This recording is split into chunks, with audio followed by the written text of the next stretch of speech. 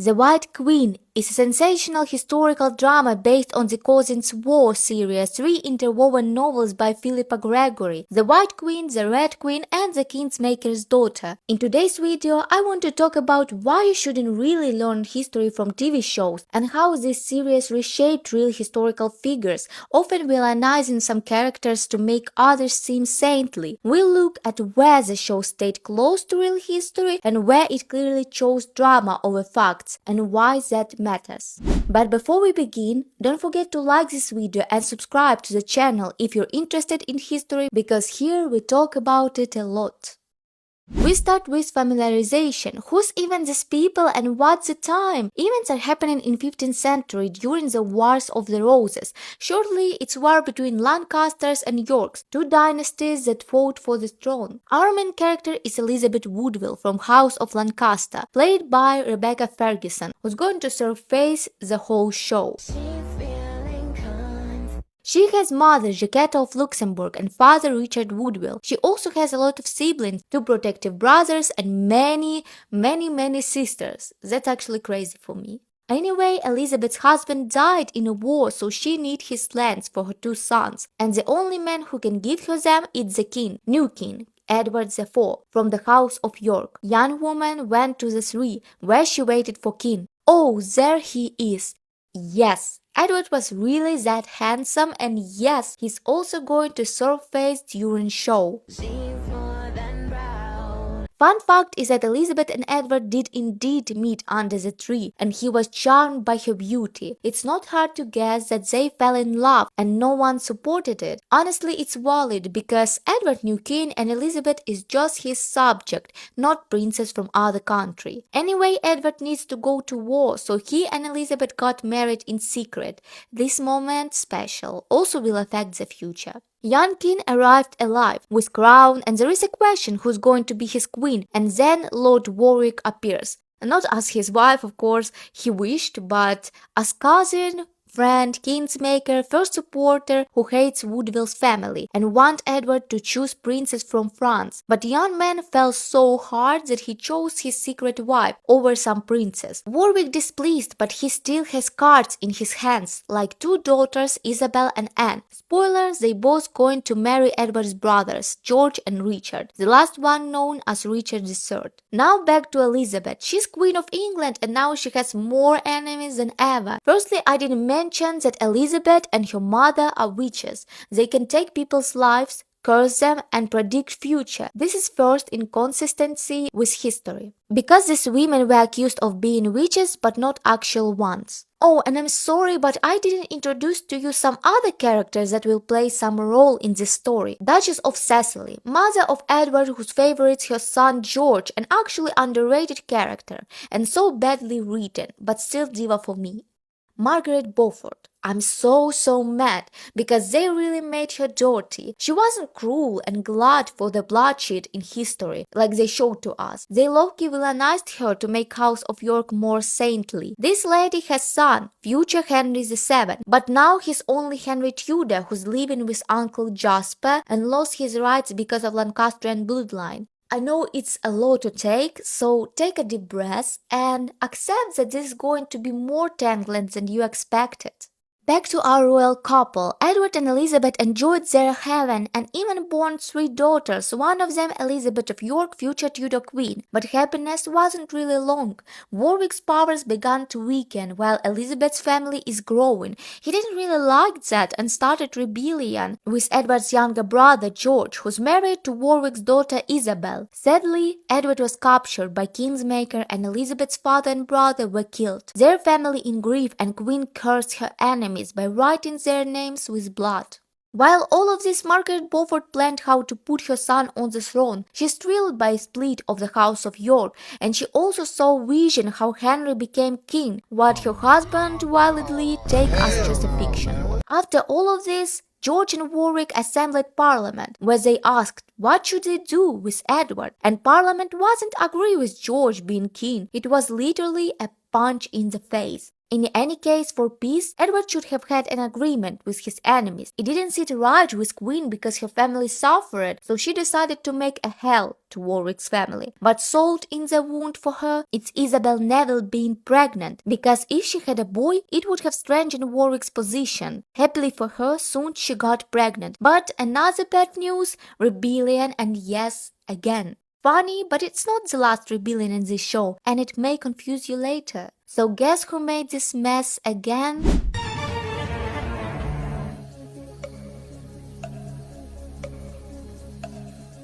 If you chose Lord Warwick, congratulations, you're right. Man really wanted all power just for him, so he teamed up with Margaret of Anjou, ex-queen of England whose husbands met and sit in the tower. But she has an army and son, the heir to the throne. So Warwick and Margaret in France planning to ruin Edward. They're taking army and going to England. Main goal is to make old Henry the king again. And you ask, what about George? He's York, he won't stand Lancasters. This is why he went to England too, but in time defected to his brother's side. Now 3 sons of York united, and Warwick put old Henry on the throne. The forces are equal, but as you know, Queen Elizabeth and her mother witches, so they casted fog. It helped York's side, and they won. Kingsmaker was defeated, and so was son of Margaret of Anjou.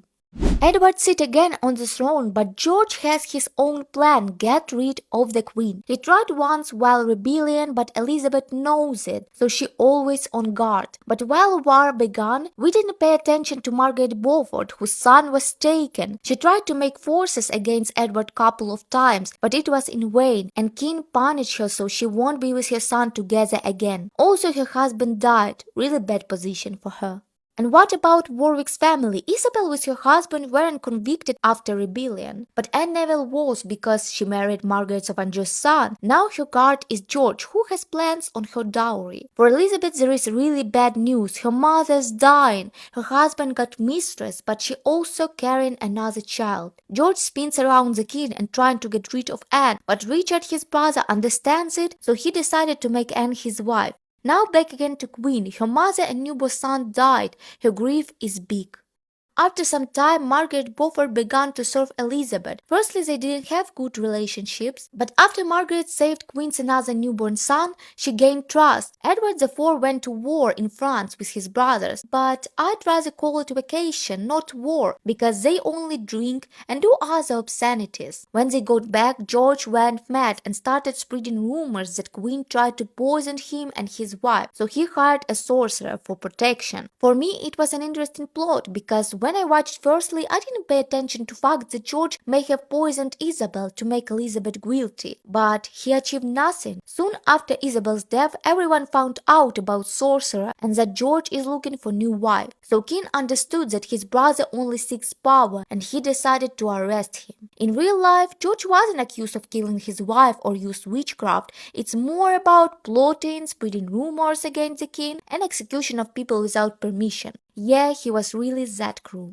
In the show, he was drowned in a large barrel of Malmsey wine, but in real life, it's unknown how George died because his execution was private. Anyway, what's real is that Cecily, Duchess of York, his mother, begged Edward to stop it, warned him about the sin and political fallout of killing a brother, but she failed. George, Duke of Clarence, died and left 2 kids as orphans. After some time in the show, we see Edward and Elizabeth both old and tired, their children now grown. It seems like they're happy. Margaret Beaufort is also here with her husband, asking the king about Henry's returning in England, and king agrees, but something wrong. Edward gets ill, so now Henry's arrival must be delayed. Everyone understands that king won't be here for long now, so queen and her kids get prepared for terrible. Also Cecily, Richard and Anne is here. The whole family now sitting next to the dying king. But the question, what about next monarch? He's too young and need Lord protection, so Edward named Richard as one. Elizabeth dissatisfied, and she asked a moment with her husband. Sadly, after they had talked, king died. Now starts new chapter. Elizabeth in great danger. She knows how people hate her, so she asks her brother to take her son, the heir, to her. But Richard understands that Elizabeth don't trust him, so he wrote out with people to take the new king too. Richard took the boy and put him in the tower. Former queen, seeing these actions, went to the abbey with her daughters and second son. They now in safety. Maybe. Margaret Beaufort understands that now she has last chance. Her husband, Lord Stanley, is really close to Richard. Couple has a plan how to put aside both Lord Protection and Dowager Queen. They only need to set them at odds, which isn't that hard. As we see later, people around Richard want him to be king, because the boy is too young to rule, also his woodwill, it's too dangerous. And Lord Protector finally became king. What was a shock for people in England, and especially to Elizabeth. I want to say that at this point, show actually shows clearly that both Woodville's and Richard's factions were powerless. They didn't really care about England or young king at all. As a result, Richard executed Anthony Woodville, Elizabeth's brother, and Richard Grey, Elizabeth's son from first marriage, for high treason. Even so, Parliament was against it. You may ask, wait, but how did Richard even become king? Do you remember when I pointed out that marriage between Elizabeth and Edward was made in secret? He and Elizabeth got married in secret. This moment, special, also will affect the future. So it wasn't really Edward's first marriage. Before marrying Elizabeth, there was one lady who was tricked by king. But it's more difficult because she was alive and didn't have an annulment during Edward's marriage to Elizabeth. We come to the point that royal marriage was invalid. Therefore, their children were illegitimate. At this point, Elizabeth was crushed and Richard was in his prime of power. Also, both the princes were taken. In the show, we see that Elizabeth sent away her youngest son and took another boy in his place. Oh, and I forgot about witchcraft. Ex-queen cursed new king and his family. Elizabeth of York as well has powers, and they teamed up. Sadly, in a while, both boys in the tower disappeared. In the show, it's shown as a planned murder by Margaret Beaufort because children were obstacle to her own son Henry. But really big but, on my opinion, Margaret in real life has nothing to do with it. She's a devout woman and also has child. Another but,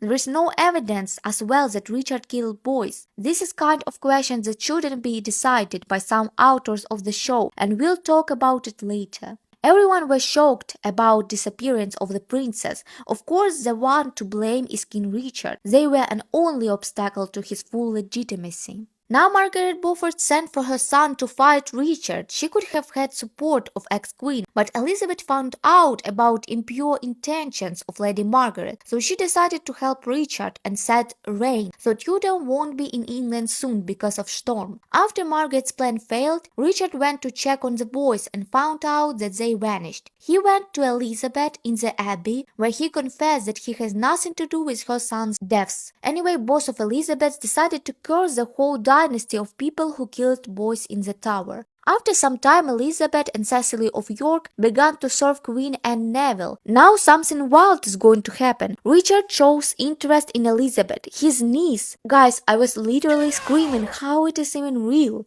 As he says, to win a war against the Tudor, I will play whatever card I must, because Elizabeth his wife-to-be and whole world will see that she is with Richard and not with Henry, but young girl really fell in love. Oh my god, with her uncle! It seems like the second house of dragon. Of course, in real life there was no such thing as Richard and Elizabeth being together. That would be wild, but people only assumed it because of the letter Elizabeth once wrote, in which she said the new king treated her well. Also terrible news for Richard and Anne. Their son Edward was sick often, but then it got worse and sadly he passed away. Queen now in grief and suspects that her husband killed those boys in the tower because her own one passed away and she got sick, like in Elizabeth Woodville's curse. While all of this, Margaret Beaufort is under the house arrest, but still trying to contact her son and tell him to be ready for war. There is also a solar eclipse that everyone perceived as a sign that Richard's reign gonna be over. King in grief tells Elizabeth that she must go and send her away to Lady Margaret. She wasn't really happy about it and treated Elizabeth with rudeness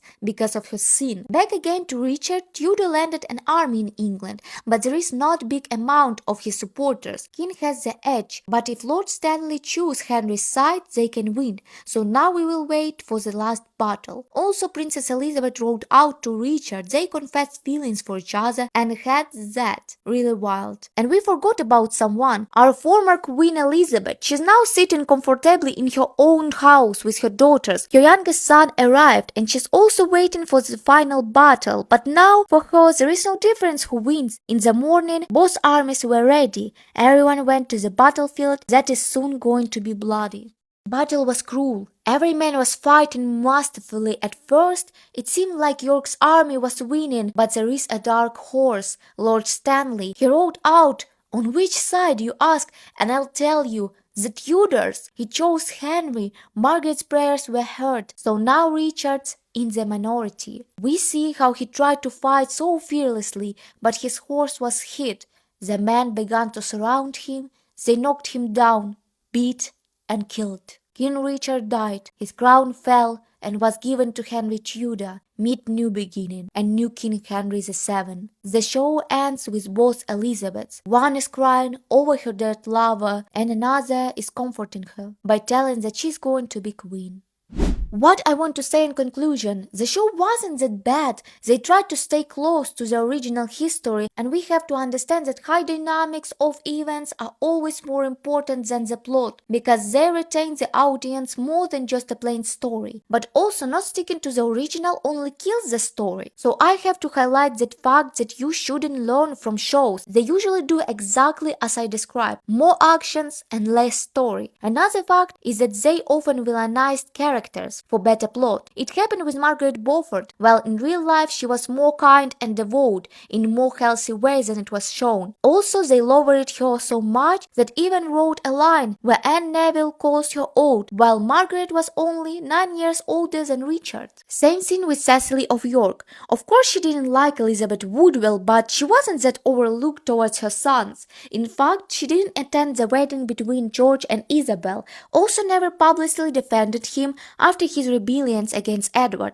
She was wise and devoted woman. Besides, there is something that I really didn't like in the show. It's Richard and Elizabeth. I adore actors playing them and how they both were written but not them together. It's so wild because he's her uncle, and I can't blame only the show because there were rumors long after Richard's reign, damn Shakespeare's works, where King was villainized on purpose to make Tudor's dynasty seem saintly. But the writers of the show, as we see, were really into York's dynasty more than into Lancastrian one, so they could have written that it was only a big fat lie. Yet there is inappropriate relationships for the plot on the screen. I can go on and on with characters because there is also Margaret of Anjou, who seemed to be strong and still only served that face all the time. Anyway, I want to talk about their fashion. No, it's not the 15th century fashion. I even dare to say that if the real Queen Elizabeth saw this, she would die right there. You can say, leave it, Lizzie, it's better than in the Tudors, and I agree.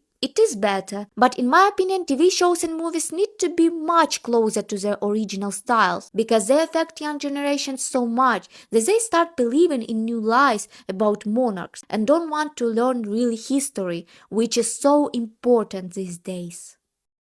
In the end, I just want to say that it's only my opinion, and I will be really glad to hear your thoughts about this show. Do you agree with me or not? Write in the comments, please. Also, don't forget to subscribe and like this video. I really appreciate that. Anyway, see you later, guys. Bye.